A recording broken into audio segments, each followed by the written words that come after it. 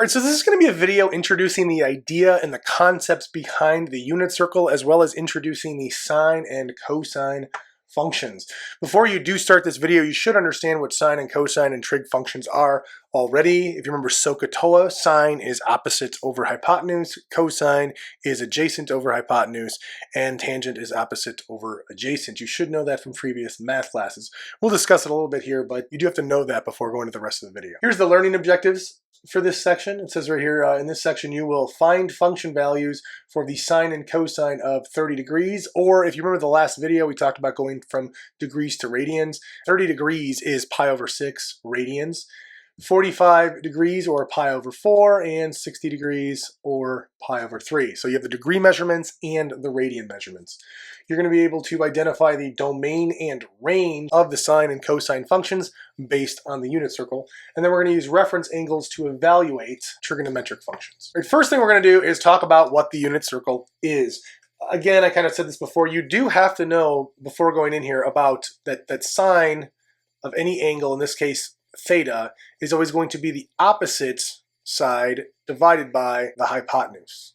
Okay, so it's a ratio between the opposite side of whatever the angle is and the hypotenuse. So if I had some generic triangle like this, it has to be a right triangle, and I had theta on it, opposite is whatever's the opposite side from this angle. So this would be the opposite here, and the hypotenuse is always the opposite of the 90-degree angle. So this is the hypotenuse right here. Cosine theta is equal to the adjacent over the hypotenuse. So what I mean by that, if I make another right triangle here, and this is theta, okay, adjacent means whatever's next to it. It can't be this up here because this has to be the hypotenuse because it's opposite of the right angle. So right here on the bottom here is going to be the adjacent, so it's the ratio between the adjacent side and the hypotenuse. Tangent is the opposite. I'll write this over here. Tangent theta is equal to opposite over adjacent. So in a way, it's just sine over cosine. We're going to talk about that right here. But first, let's talk about tan theta of a right triangle. So we have theta right here. This is the opposite of it, and this is the adjacent. So it would just be the ratio of the opposite over the adjacent sides. Okay, so you have to know that for all of these because it'll make more sense with the unit circle. For the unit circle, it's basically a bunch of values. And we kind of talked about this in the last video, but this is going to be in more depth. It's a unit circle, and the unit circle, it's called that because the radius of it is 1. So if you notice right here, the radius is 1. It's on the xy coordinate plane. It goes from 0, 0 here to 1, 0 here, and then up 1. Here now it's going up 1 because the radius is 1 here as well. And then we're at 0, 1, and then we're going to the left 1. So that's negative 1, 0, and then down 1 is 0, negative 1.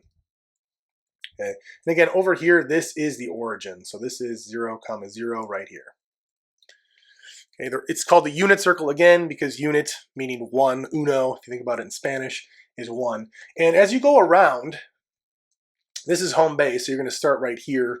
Let me change the color here so you can kind of see it. So you're always going to start right here at 0 degrees, and then as we go, we're actually going counterclockwise on this to 30 degrees, 45 degrees, 60 degrees, 90 degrees. You can kind of see we're just adding as we go at certain specific values around the unit circle.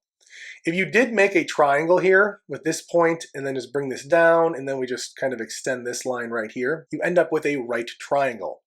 And with this right triangle, this would be our theta. And then this y value right here, because we're going upward, so this is going up right here, it's the y value.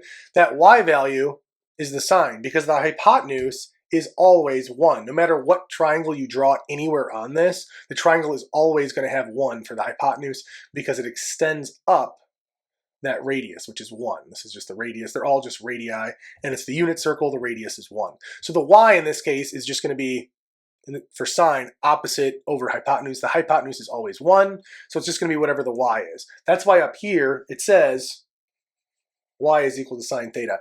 Anywhere on the unit circle, all these y's are going to be the sine of whatever angle is attached to it.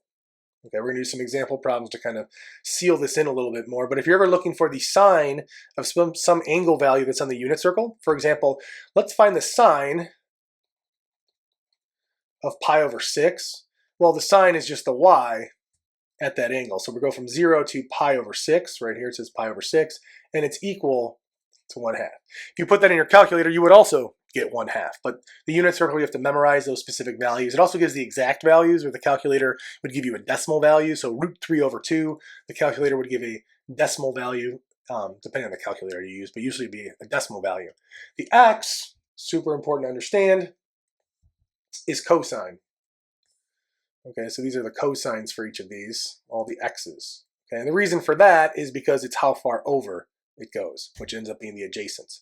So it's like how far this goes over here. This is the adjacent, which is also the x value, how far it went on the x-axis. So that's essentially what the unit circle is for. You look at it for specific angle measurements at specific degrees. So we have, pi over, or degrees or radians. Pi over 3, pi over 4, pi over 6, 60 degrees, 45 degrees, 30 degrees, you name it. You are going to want to use this on all your assessments or have it memorized, because it's going to greatly help you answer the questions. Now, if you divided the two values, so if we divided the y divided by x, in this case, for any of them, y over x is equal to the sine over cosine, because y is sine theta, x is cosine theta. If you divide them, you get tan theta. So for any of these, if you just divide whatever the y is by the x, you're going to get the tan theta for whatever that theta value is, whatever the angle measurement is. So that's the unit circle. Make sure you understand it. Make sure you use it when you're solving these specific problems, because it's going to help you greatly. Here's an example problem where we have to use the unit circle, so I just have it here ready to go for us. It says find cosine of 90 degrees. So you have to understand that, cosine of 90 degrees, that's the x on the unit circle when we're at 90 degrees. Here is 90 degrees. It's whatever the x is. So in this case, cosine of 90 degrees is equal to 0. So I'm going to write that over here. Cosine of 90 degrees is equal to 0. Okay, next we have sine of 90 degrees. Well, that's the y value. In this case, it's kind of cut off there, but the y value in this case is just going to be 1. So the sine of 90 degrees is equal to 1. So that basically answered that first example problem. It is super important to understand that you don't want to get the x and the y mixed up. An easy way of doing that is like x, y. It goes in alphabetical order, just like cosine and sine. So cosine always goes with x, sine always goes with y, because it's in alphabetical order. One way of remembering it. All right, next it says find the sine and cosine of angle, in this case it's in radians, pi, which is right here. Okay.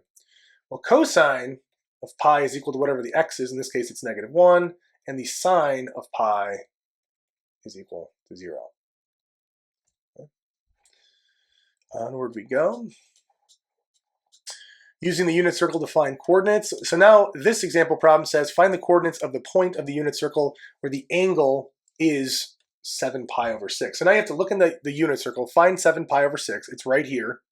If you can't find it, just keep looking around. Process of elimination, you can find it eventually.